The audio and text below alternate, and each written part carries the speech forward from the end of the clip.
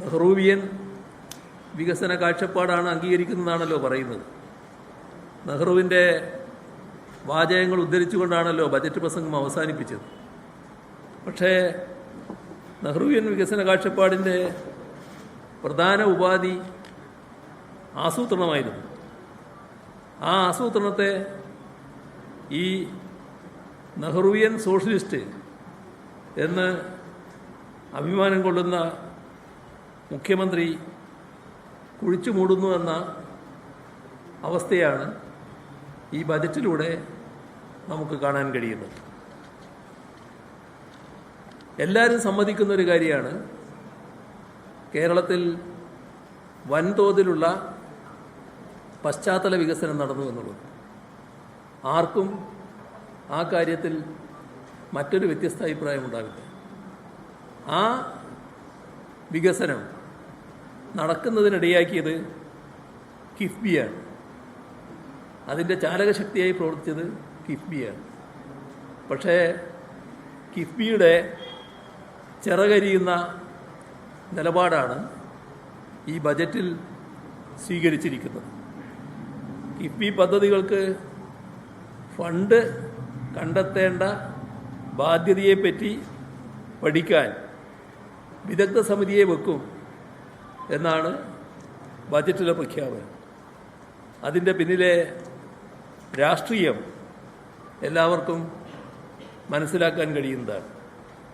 കിഫ്ബി എന്ന ആശയത്തെ തന്നെ അവസാനിപ്പിക്കാനുള്ള നീക്കമായിട്ട് വേണം ഇതിനെ കാണാൻ. കേരളത്തിൻ്റെ ഏറ്റവും മഹത്തായൊരു പദ്ധതിയായിരുന്നു ലൈഫ് മിഷനിലൂടെ നടപ്പാക്കിയ പാവപ്പെട്ടവർക്ക് വീട് നൽകുന്ന പദ്ധതി. 5 ലക്ഷത്തിലധികം വീടുകളാണ് അതിൻ്റെ ഭാഗമായി നൽകിയിട്ടുള്ളത്. ലൈഫ് മിഷനോടുള്ള UDFൻ്റെ സമീപനം പണ്ടേ എല്ലാവർക്കും അറിയാവുന്നതാണ്. ഇപ്പോൾ ആ ലൈഫ് പദ്ധതിയെ തകർക്കാനുള്ള നീക്കങ്ങളാണ് നടന്നുകൊണ്ടിരിക്കുന്നത്. കൃത്യമായ രൂപരേഖ പോലും നൽകാതെയാണ് ചില പ്രഖ്യാപനങ്ങൾ ഈ ബജറ്റിലൂടെ വന്നിട്ടുള്ളത്. അതിന് ലൈഫ് മിഷൻ്റെ ഭാഗത്ത് ഒന്നും പറയുന്നില്ല. എന്നാൽ SC/ST വിഭാഗത്തിന് പ്രത്യേക ഭവന പദ്ധതി പ്രഖ്യാപിച്ചതായി കാണുന്നുണ്ട്. ഇത് സ്വാഭാവികമായും ലൈഫ് പദ്ധതി ഉപേക്ഷിക്കുന്നു എന്നതിൻ്റെ തുടക്കം തന്നെയായിട്ടാണ് കാണേണ്ടത്. അതേപോലെ തന്നെ മത്സ്യത്തൊഴിലാളികൾക്ക് പ്രത്യേക ഭവന പദ്ധതി എന്ന് പറഞ്ഞു. അത് പുനർഗേഹം പദ്ധതി ഇപ്പം തന്നെ നിലവിലുള്ളതാണ്. അത് നേരത്തെ നിലവിലുണ്ട്. അത് പുതിയൊരു പദ്ധതിയായിട്ട് കാണേണ്ടതായിട്ടില്ല. നമ്മുടെ സംസ്ഥാനത്ത് റബ്ബറിന് മാർക്കറ്റിൽ 170 രൂപ ഉള്ളപ്പോഴാണ് റബ്ബറിൻ്റെ തറവില 200 രൂപയായി LDF സർക്കാർ പ്രഖ്യാപിച്ചത്. ഇപ്പോൾ 274 രൂപയാണ് മാർക്കറ്റിൽ റബ്ബറിൻ്റെ വില.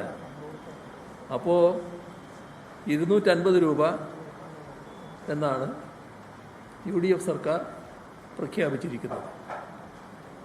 ഇവിടെ ആരോഗ്യ ഇൻഷുറൻസ് വലിയ പദ്ധതിയാണെന്ന് പറയുന്നുണ്ട്.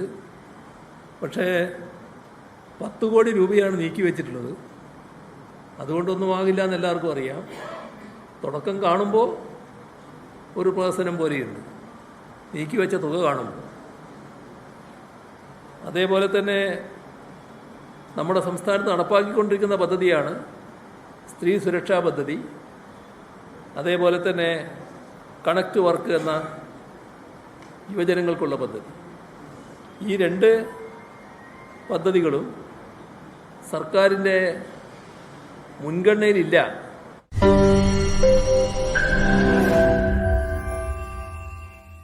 ലോകത്തെവിടെയായാലും ഏത് സമയത്തും 24 വാർത്തകളും ഓഗ്മെന്റഡ് റിയാലിറ്റി പാക്കേജുകളും എക്സ്പ്ലെയിനറുകളും വിശദമായി കാണാൻ ഞങ്ങളുടെ യൂട്യൂബ് ചാനൽ നിങ്ങൾക്ക് സബ്സ്ക്രൈബ് ചെയ്യാം.